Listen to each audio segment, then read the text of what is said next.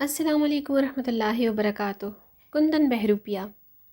اورنگزیب عالمگیر کے دربار میں ایک بہروپیہ آیا اور اس نے کہا، باوجود اس کے کہ آپ رنگ و رامش گانے بجانے کو برا سمجھتے ہیں شہنشاہ معظم، لیکن میں فنکار ہوں اور ایک فنکار کی حیثیت سے آپ کی خدمت میں حاضر ہوا ہوں اور میں بہروپیہ ہوں۔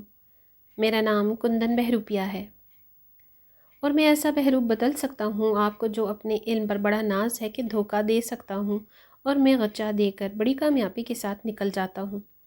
اورنگزیب عالمگیر نے کہا، تمہاری بات وقت ضائع کرنے کے مترادف ہے۔ میں تو شکار کو بھی بیکار کام سمجھتا ہوں۔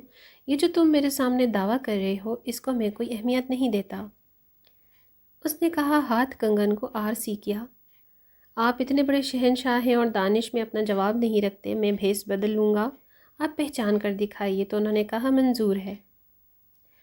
اس نے کہا، حضور آپ وقت کے شہنشاہ ہیں، اگر آپ نے مجھے پہچان لیا تو میں آپ کے دیندار ہوں گا، لیکن اگر آپ مجھے پہچان نہ سکے اور میں نے ایسا بھیس بدلا تو آپ سے 500 روپیہ لوں گا۔ شہنشاہ نے کہا، شرط منظور ہے۔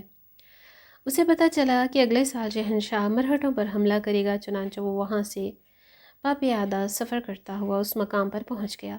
1 سال کے بعد جب وہ اپنا لشکر لے کر اورنگزیب عالمگیر ساؤتھ انڈیا پہنچا اور پڑاؤ ڈالا تو تھوڑا سا خوفزدہ تھا، اور جب اس نے مرہٹوں پر حملہ کیا تو وہ اتنی مضبوطی کے ساتھ قلعہ بند تھے کہ اس کی فوجیں وہ قلعہ توڑ نہ سکیں۔ لوگوں نے کہا، یہاں ایک درویش ولی اللہ رہتے ہیں، ان کی خدمت میں حاضر ہوں، پھر دعا کریں، پھر ٹوٹ پڑیں۔ شہنشاہ پریشان تھا، بیچارہ بھاگا بھاگا گیا ان کے پاس، سلام کیا اور کہا، حضور میں آپ کی خدمت میں ذرا۔ انہوں نے کہا، ہم فقیر آدمی ہیں، ہمیں ایسی چیزوں سے کیا لینا دینا۔ شہنشاہ نے کہا، نہیں، عالم اسلام پر بڑا مشکل وقت ہے، جیسے انسان بہانے بنایا کرتا ہے، آپ ہماری مدد کریں۔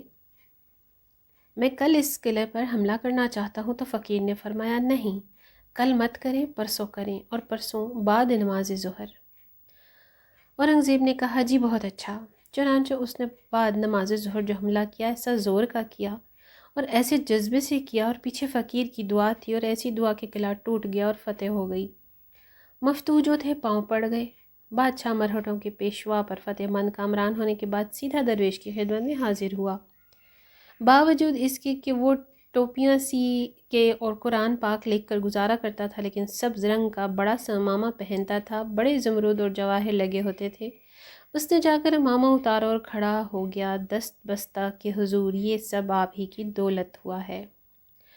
اس فقیر نے کہا، نہیں، جو کچھ کیا اللہ ہی نے کیا ہے۔ انہوں نے کہا کہ آپ کی خدمت میں کچھ پیش کرنا چاہتا ہوں۔ درویش نے کہا، نہیں، ہم فقیر لوگ ہیں۔ اورنگزیب نے کہا، 2 پر گنے، یعنی 2 بڑے بڑے قصبے، اتنے بڑے جتنے آپ کے اکاڑا اور پتوکی ہیں، وہ آپ کو دیتا ہوں، اور آئندہ 5-7 پشتوں کے لیے ہر طرح کی معافی ہے۔ اس نے کہا، بابا ہمارے کس کام کی ہیں یہ ساری چیزیں، ہم تو فقیر لوگ ہیں، تیری بڑی مہربانی۔ اورنگزیب نے بڑا زور لگایا لیکن وہ نہیں مانا اور بادشاہ مایوس ہو کے واپس آ گیا۔ اورنگزیب اپنے تخت پر آ کر بیٹھ گیا۔ جب وہ ایک فرمان جاری کر رہا تھا، عین اس وقت کندن بہروپیہ اسی طرح من کے پہنے آیا۔ تو شہنشاہ نے کہا، حضور آپ یہاں کیوں تشریف لائے؟ مجھے حکم دیتے، میں آپ کی خدمت میں حاضر ہوتا۔ کندن نے کہا، نہیں شہنشاہ معظم، اب یہ ہمارا فرض تھا، ہم آپ کی خدمت میں حاضر ہوتے۔ تو جناب عالی، میں کندن بہروپیہ ہوں، میرے 500 روپے مجھے عنایت فرمائیں۔ اس نے کہا، تم وہ ہو؟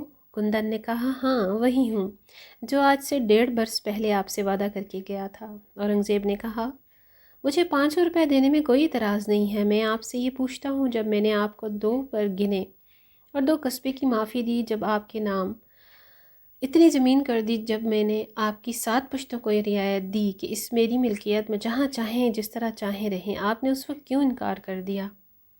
یہ 500 روپے تو کچھ بھی نہیں۔ اس نے کہا، حضور بات یہ ہے کہ جن کا روپ دھارا تھا ان کی عزت مقصود تھی، وہ سچے لوگ ہیں، ہم جھوٹے لوگ ہیں۔